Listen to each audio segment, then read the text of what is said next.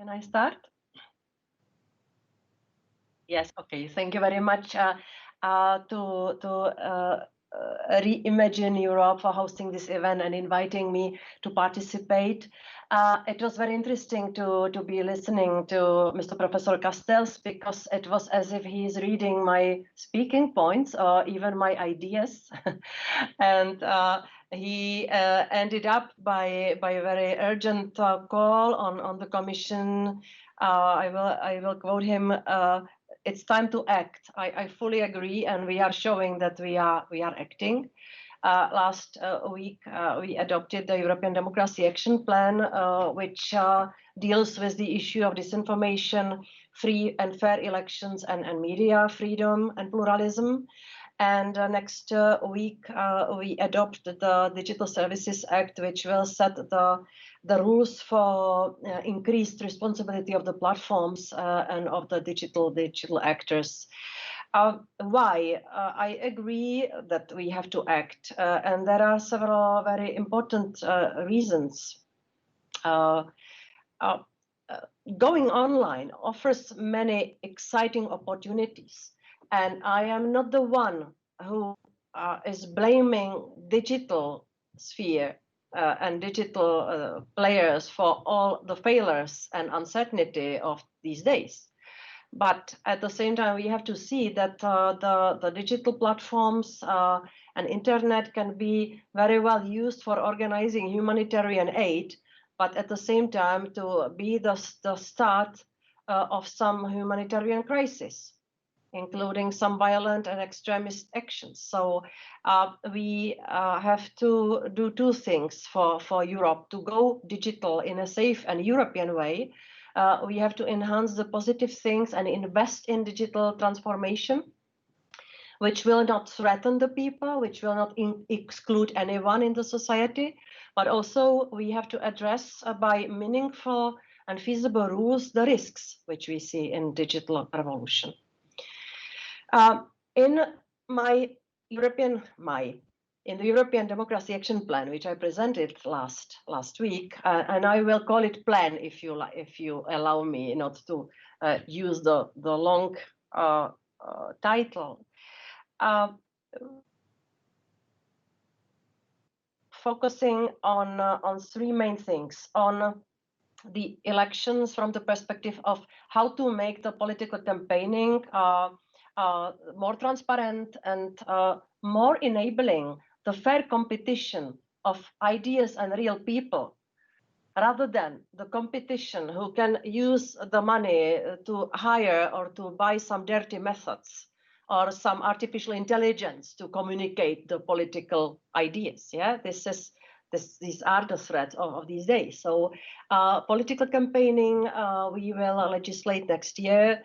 The plan is announcing the legislation.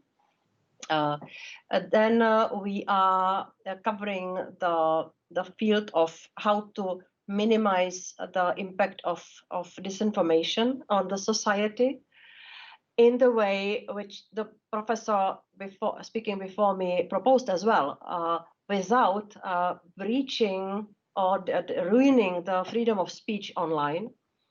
So we go through the not removing anything, but we want to increase the fact-checking, the labeling. I myself appraised Twitter when they reacted on Mr. Trump's announcements, which were rather easy to verify and add the facts. For me, it was not censorship, it was a competition of speeches.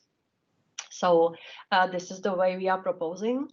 And we also propose some way how to minimize the impact of disinformation coming from outside. We want to introduce the sanctioning regime for foreign actors.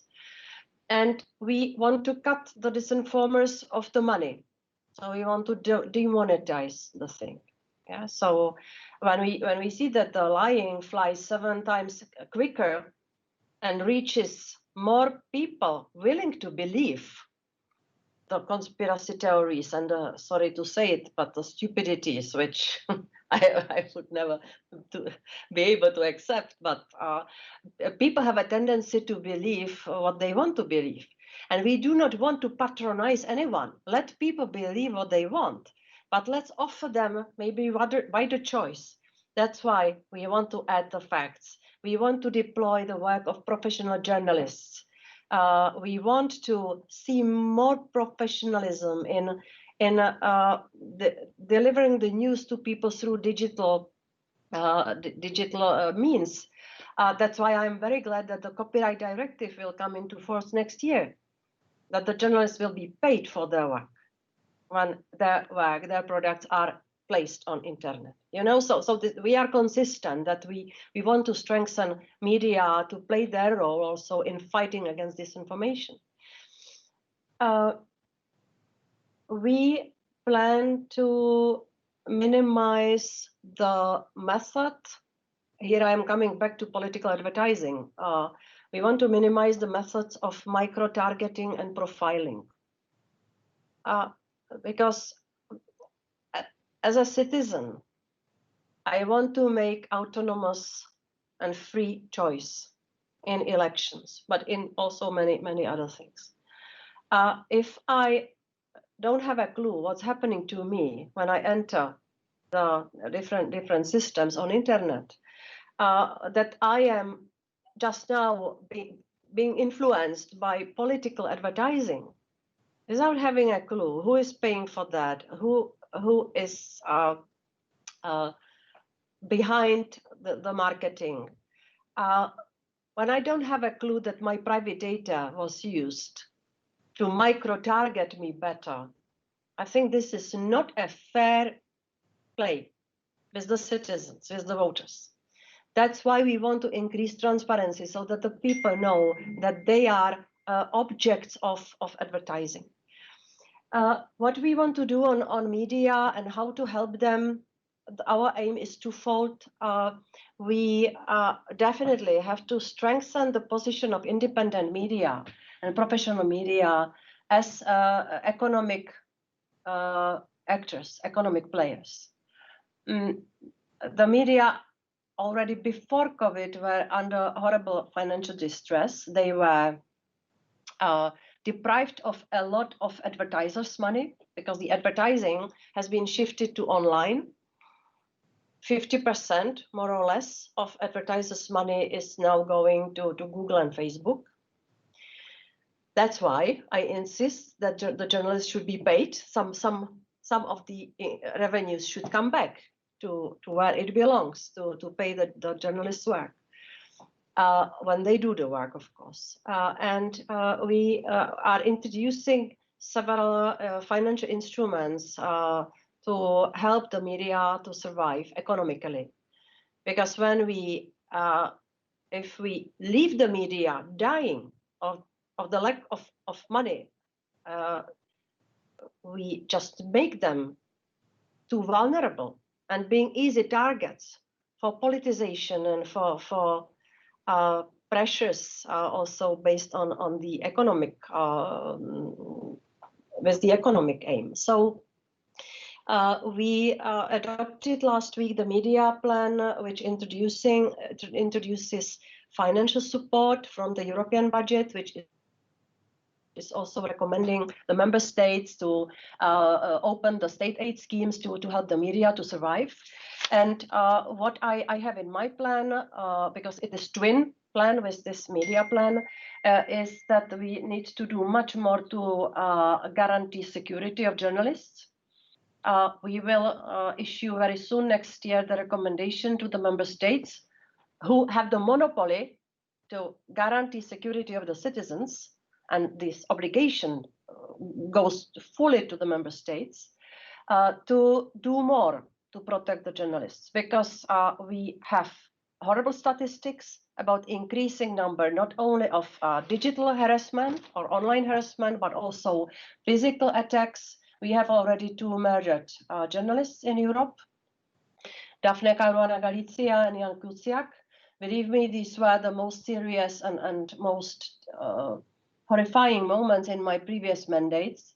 mandate to speak to the families of the murdered journalists and to promise them that the perpetrators will not go unpunished. Still, the investigations are ongoing in both countries. And we need to protect the journalists against the abusive litigation. So I want to come next year with the initiative against this so-called slap phenomenon. I will not go into details now, but if you want to ask about that, I'm available. And we want to increase transparency of media ownership. And we will also discuss further in the Commission whether we can address somehow by competition rules the mergers and the political, the advertising or using public money for advertising in friendly media, so that to buy the editorial gratitude. If I think you understand what I mean. We don't have still the tool to address this, but this is a rising concern as well. I'm not following my papers, so I'm afraid I speak too long, maybe a little bit chaotic, but I wanted to share with you what you can find in the plan. And the last thing I want to tell you, the European Democracy Action Plan, which is addressing the issues in elections, disinformation and media, should be read together with the legislation we are going to adopt next week. I have in mind the Digital Services Act, which is the first ever legally binding set of rules to increase the transparency and accountability and responsibility of the platforms for the content. And it is mainly focusing on illegal content, which is not disinformation. I have to stress this. Illegal content is for us terrorism, child pornography, and hate speech, which is defined as illegal in all member states' criminal laws. And following the clear rule that what's illegal offline is also illegal online, I think we have to do much more to go after these cases and to introduce also to online world the principle of crime and punishment. Yeah, so this will be in the Digital Services Act, the increase of responsibility and the rules, especially rather strong and heavy rules for the big players on the European market. And we will also introduce some kind of enforcement architecture, the bodies which will do the oversight. We have the inspiration in GDPR already, where we have the structure created. And we are now discussing very intensively in the Commission the final version of the text. And we need to do this right, because it should be the set of rules which should serve the purpose at least the next 10 or 20 years. And of course, we have a very, maybe, how to say it, big ambition to do again the same thing as we did with the GDPR, that we set the global standard for digital sphere. We set the global standard for the protection of privacy of people. And we want to do this again for legality on internet and some kind of decency on internet. And here I am looking forward to maybe a stronger dialogue with the United States, because there we have had always traditional partners for the discussions. We share the same values and also the same challenges, and I think it would be a good thing to cooperate on that. But I am now entering another territory, so I will stop here and I'm fully available for your questions. Thank you very much.